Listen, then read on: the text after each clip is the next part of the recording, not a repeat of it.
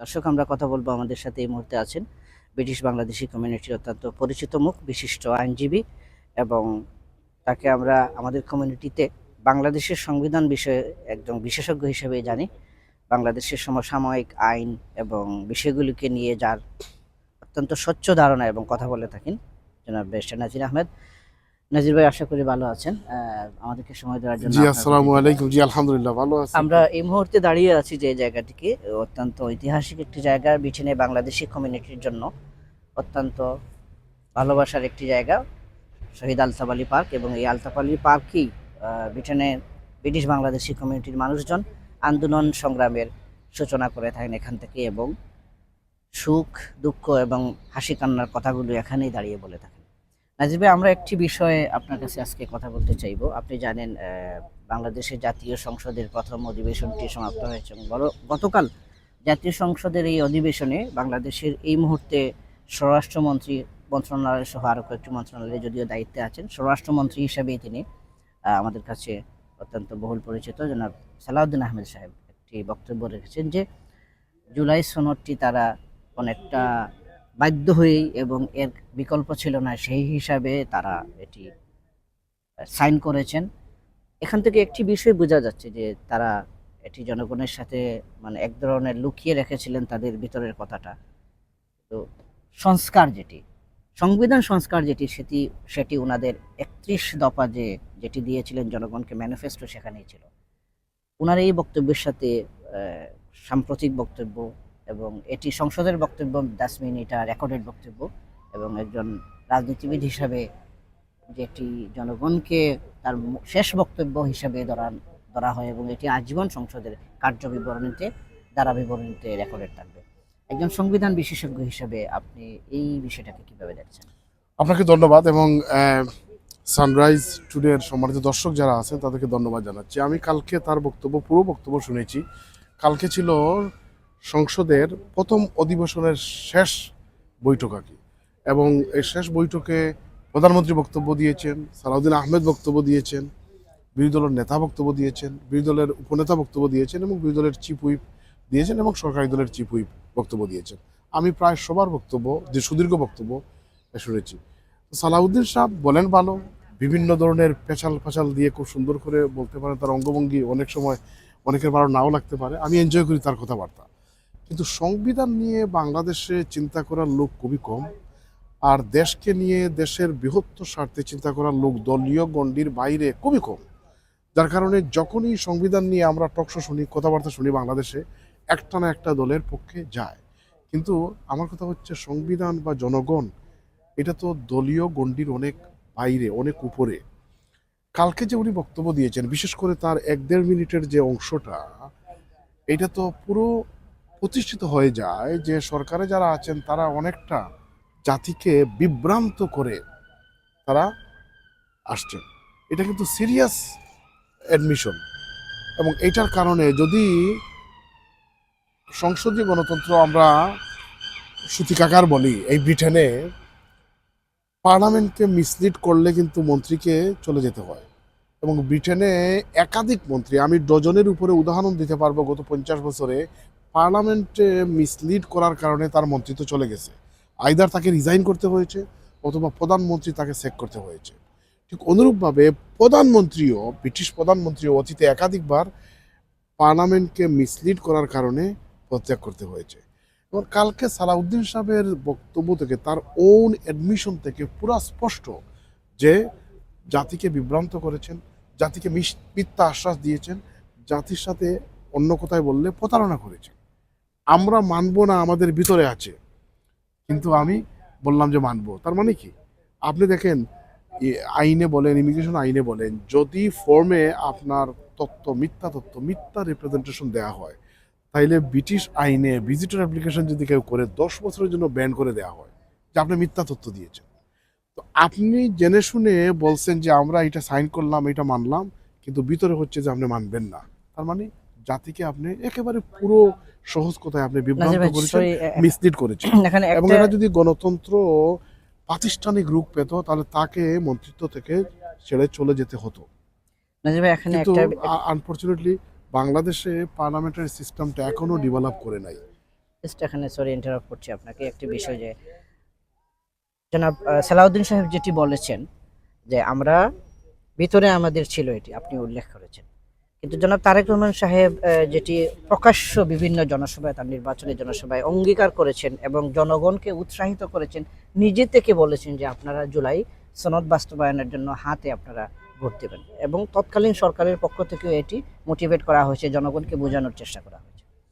এই জুলাই জুলাই সনদটি যদি বাস্তবায়িত না হয়, তাহলে আগামী দিনের বাংলাদেশের রাজনীতি কোনো কারণে যদি পট পরিবর্তন হয়, বা যারা পালিয়ে গেছেন ফেসিজম করে ফেসিস্ট হিসাবে, তারা যদি কোনোভাবে আসেন, তাহলে সালাউদ্দিন সাহেবের এই বক্তব্য সরকার এবং যারা এখন বিরোধী দলে আছেন, যারা রাজনীতিতে ক্ষমতার মসনদ নিয়েছেন, তাদের ভবিষ্যৎটা কি হতে পারে, তাদের পরিণতিটা আমি কি হতে তো পারে? বাংলাদেশের বিশেষ করে রাজনৈতিক নেতৃবৃন্দের ভবিষ্যৎ খুবই ব্লিক দেখতেছি। তার কারণ হচ্ছে দেখেন, অনেক সময় চলমান ঘটনাগুলা দেখে কিন্তু বোঝা যায় না পরিত্রাণ বা পরিণতি কি হবে। আমরা দেখেছি তো এই গণভোটের ব্যাপারে আমি সংশ্লিষ্ট ছিলাম, বাংলাদেশে ছিলাম ক্যাম্পেইনের সময়, সিলেট বিভাগীয় সম্মেলনে আলিয়া সাহেব ছিলেন, আমরা ছিলাম, প্রশাসনের তাবৎ ব্যক্তিরা ছিলেন, বিরোধী দল থেকে বাংলাদেশে ইয়েস ক্যাম্পেইনের পক্ষে বক্তব্য রাখা হয়েছে, ক্যাম্পেইন করা হয়েছে, ইভেন বিএনপির পক্ষ থেকেও, ইভেন আজকের যে প্রধানমন্ত্রী তারেক রহমান সাহেবও বক্তৃতায় স্পষ্টভাবে বলেছেন ইয়েস এর পক্ষে ভোট দেওয়ার জন্য, এবং জনগণ ভোট দিয়েছে। আচ্ছা দেখেন, পার্লামেন্টে বিভিন্ন সময় বলা হয় পার্লামেন্ট সার্বভৌম, বাংলাদেশের পার্লামেন্ট সার্বভৌম নয়। বাংলাদেশের সর্বোচ্চ আদালতের একাধিক রায় আছে যে পার্লামেন্ট সার্বভৌম নয়, সার্বভৌম হচ্ছে জনগণ, জনগণ হচ্ছে সার্বভৌম, আর পার্লামেন্ট হচ্ছে তিনটা অর্গানের মধ্যে একটা অর্গান, আর সংবিধান হচ্ছে সুপ্রিম ল, সব লর উপরে সুপ্রিম হচ্ছে কি বলে সংবিধান, কিন্তু সংবিধান সার্বভৌম নয়, সার্বভৌম হচ্ছে জনগণ। তো জনগণ যেখানে ম্যান্ডেট দিয়ে বলছে যে আমরা এটা চাই, এর বাইরে যাওয়ার কোনো স্কোপ নাই। সমস্যা যেটা হচ্ছে বিএনপি যেটা করবে, আমরা গত 2 মাসের কার্যবিবরণী থেকে যেটা আমরা স্পষ্ট বুঝতে পারছি যে বিএনপি তার 31 দফার আলোকে সংবিধান সংশোধন করে চেষ্টা করবে তাদের ওই ম্যানিফেস্টোটা যেটা বলেছে ওইটা তারা সংবিধান সংশোধন করে করার জন্য। আর যদি কিন্তু গণভোটের আলোকে, আমি বলি সংবিধান না। সংবিধান পরিষদ যেটা হওয়ার কথা ছিল ঐক্যমত পরিষদে, ওইটা হলে ডিফারেন্ট আগে করতে হতো, কিন্তু বিএনপি যেভাবে আগাচ্ছেন, এইভাবে আগালে যেটা সমস্যায় পড়বেন, আজ থেকে 5 বছর 10 বছর 15 বছর পরে যখন সুপ্রিম কোর্টে চ্যালেঞ্জ করা হবে, তখন এটা বাতিল হয়ে যাবে। কারণ আপনি পার্লামেন্টের 2/3 দিয়ে বেসিক স্ট্রাকচারে হাত দিতে পারবেন না, এটা সর্বোচ্চ আদালত বলেছে। অতীতে 5ম সংশোধনী, যার উপর বিএনপির রাজনীতি নির্ভর করে, ওইটাকে বাতিল করে নাই। 8ম সংশোধনী সুপ্রিম কোর্ট বাতিল করেছে, 13 ত্রয়োদশ সংশোধনী সেটাও বাতিল করেছে। সুতরাং এখন যে সংবিধান সংশোধন করে যদি বিএনপি কিছু বসাতে চায়, যেমন আমি একটা উদাহরণ দিই, 13 অ্যামেন্ডমেন্ট মামলার সুপ্রিম কোর্টের আপিল বিভাগ বলেছে ধর্ম নিরপেক্ষতা হচ্ছে basic structure of the constitution. এখন বিএনপির রাজনীতি বা বিএনপির ফিলোসফি হচ্ছে আল্লাহর উপর আস্থা ও বিশ্বাস। তো ওইটা যখন সংশোধন করে ঢুকাবেন, 10-15 বছর পরে যখন একটু ডিফারেন্ট সরকার আসবে, চ্যালেঞ্জ করলে ওইটা বাতিল হয়ে যাবে। ঠিক অনুরূপভাবে বাংলাদেশের মানে নেচার ক্যারেক্টার হচ্ছে ইউনিটারি স্টেট। আপনি যখন 2 কক্ষ বিশিষ্ট করবেন, তখন এইটাতে বেসিক স্ট্রাকচারে হাত দিতে হবে, ওইটাও একসময় বাতিল হয়ে যেতে পারে।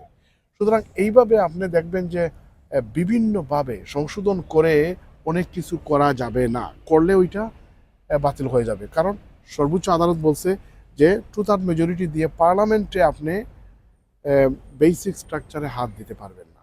তাহলে মানে যেমন মনে করেন 8ম সংশোধনী মামলায় স্পষ্ট করে বলেছে যে হাইকোর্টের বিভাগ ঢাকার বাইরে যাবে না, মানে সুপ্রিম কোর্টের হাইকোর্টের বিভাগ ঢাকার বাইরে নেওয়া যাবে না, এটা 8ম সংশোধনী মামলায় এরশাদের সময় সর্বোচ্চ আদালত বলেছে। এখন ঐক্যমত পরিষদ বা বিএনপির ম্যানিফেস্টো তো আছে, তারা ডিসেন্ট্রালাইজ করবেন, যে হাইকোর্টের ব্রাঞ্চ বিভিন্ন জায়গায় করবেন, বিভাগীয় ওইটা সংশোধন ইয়েগুলোতে। করে যখন করবেন, তখন ওইটা স্টাক আউট করে দিবেন।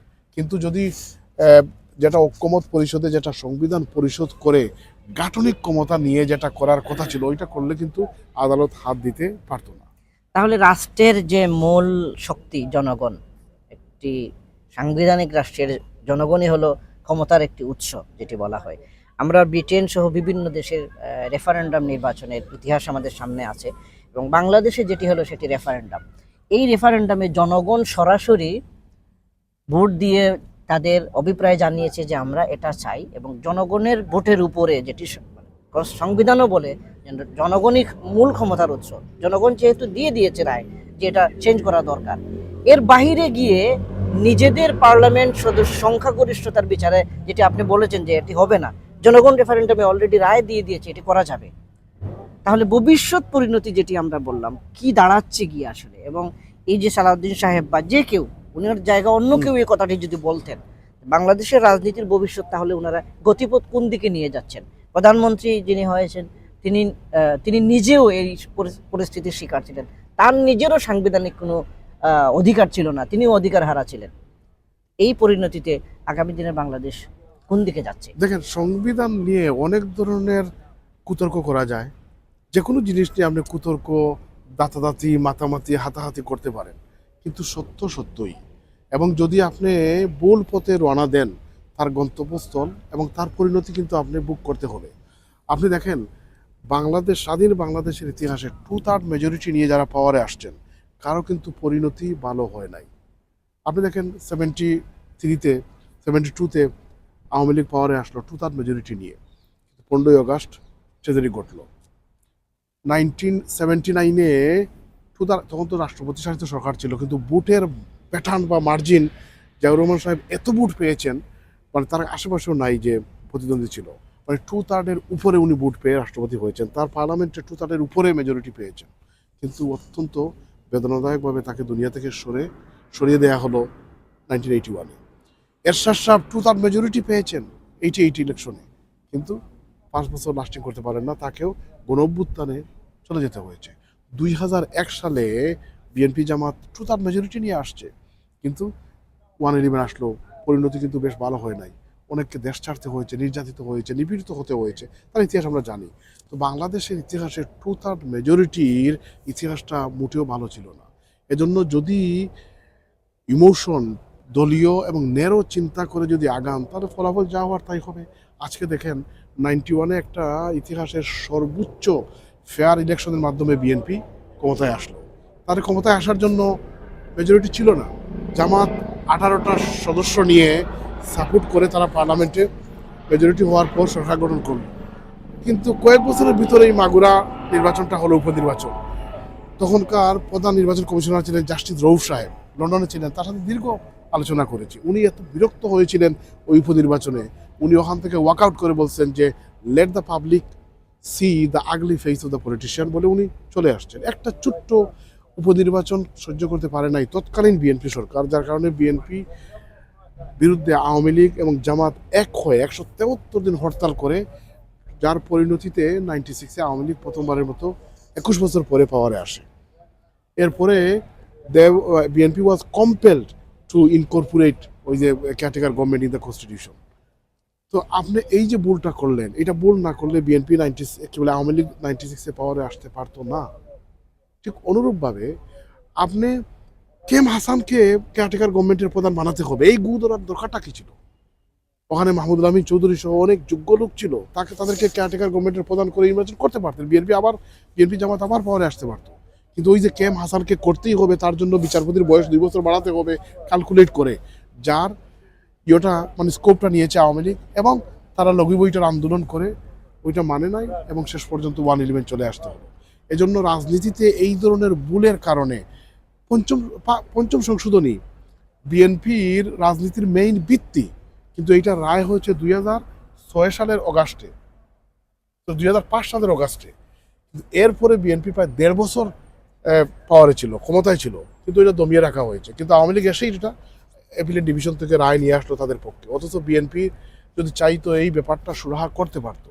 এজন্য কোনো সময় রং ডিসিশন, ইনঅ্যাকশন, ডিলেইড বা দমিয়ে রাখা, এগুলা কিন্তু ইতিহাসের নির্মম পরিহাস, এগুলো পরবর্তীতে পরিণতি ভোগ করতে হবে। আমি মনে করি 70% প্রায় জনগণ হচ্ছে ক্ষমতার উৎস। পার্লামেন্টে আপনি যাই বলুন, কিন্তু সংবিধান অনুযায়ী আর্টিকেল 7 বাংলাদেশের মালিক হচ্ছে জনগণ। তো তাদেরকে যখন আপনি বুকলেট করবেন, ইগনোর করবেন, বুড়ি আঙ্গুল দেখাবেন, পরিণতি কিন্তু ভালো হবে না। বাংলাদেশ তো দেখে ফেলছে যে 20, 25, 30 লাখ লোক যদি ঢাকা মুখে আসে, আর আর্মি যদি একটু প্যাসিভ রোল প্লে করে, গভর্নমেন্ট চেঞ্জ হয়ে যাবে। তো এইটা তো আমরা চাই না। আমরা চাই বিএনপি 5 বছর পরে, আরো 5 বছর পরে দীর্ঘদিন ক্ষমতায় তারা সুশাসন দেব। Bangladesh deserves better. কিন্তু এই যে নেরো এবং কোনো ব্যক্তি বা ব্যক্তিবর্গের কারণে একেবারে পুরা জাতিকে বৃদ্ধাঙ্গুলি দেখিয়ে অন্যদিকে রওনা দিয়েছেন, এইটার পরিণতি খুব ভালো হবে বলে আমি মনে করি না। ইতিহাস সাক্ষী এটা ভালো হয় নাই, এবং বাংলাদেশ হয়তো আবার একটা গ্রাকলে পড়ে যেতে পারে। ধন্যবাদ নাজির ভাই, আপনাকে আপনার মূল্যবান সময় থেকে আমাদেরকে দেওয়ার জন্য। দর্শক, আমরা কথা বলছিলাম বিশিষ্ট আইনজীবী এবং আমাদের বাংলাদেশের সংবিধান বিশেষজ্ঞ হিসেবে তিনি অত্যন্ত পরিচিত ব্যক্তিত্ব ব্যারিস্টার নাজির আহমেদের কাছ থেকে বাংলাদেশের রাজনীতির গতিপথ কোন দিকে যেতে পারে এবং প্রকৃত অর্থে এই রাজনীতিবিদরা যে ভুল সিদ্ধান্তের কারণে জনগণকে বিভ্রান্ত করছেন এবং জনগণকে বোকা ভেবে তারা একটি অশুভ পরিণতির দিকে নিয়ে যাওয়ার চেষ্টা কিংবা অপচেষ্টা করছেন, সেটির একটি বাস্তব প্রতিফলন আমরা আমাদের সামনে দেখতে পাচ্ছি। একটি অনিবার্য সংঘাত এবং সহিংসতার দিকে দেশকে নিয়ে যাওয়ার চেষ্টা কিংবা অপচেষ্টাই করছেন। যাই বলুন না কেন, সর্বশেষ জনগণই কিন্তু সিদ্ধান্ত নেবে। আজকে যদি জনগণকে দেয়া আপনার ওয়াদা, আপনার কমিটমেন্ট, আপনার নির্বাচনী ম্যানিফেস্টোকে আপনি বাস্তবায়ন না করে আপনি জনগণকে ডার্কে রেখে কিছু করার চেষ্টা করেন, সেটার পরিণতি কী হতে পারে পৃথিবীর বিভিন্ন দেশের রাজনৈতিক অবস্থা, রাজনৈতিক পট পরিবর্তনে এটি ভূমিকা রেখেছে। যেটি পলাতক শেখ হাসিনা কিংবা ফ্যাসিস্ট শেখ হাসিনার সরকার যেটি করেছিলেন, যার বাস্তব পরিণতি আমাদের চোখের সামনে ছিল। আমরা চাই আমাদের দেশ ভালো থাকুক, আমাদের দেশ জনগণ ভালো থাকুক, আমাদের রাজনীতির ক্ষমতায় যারা থাকেন তারা ভালোভাবে দেশ পরিচালনা করে দেশের জনগণের শ্রদ্ধা ভালোবাসা নিয়েই তাদের বিদায় হোক, পট পরিবর্তন, সরকার পরিবর্তন হোক, এই প্রত্যাশা করছি। সবাই ভালো থাকবেন। আল্লাহ হাফিজ।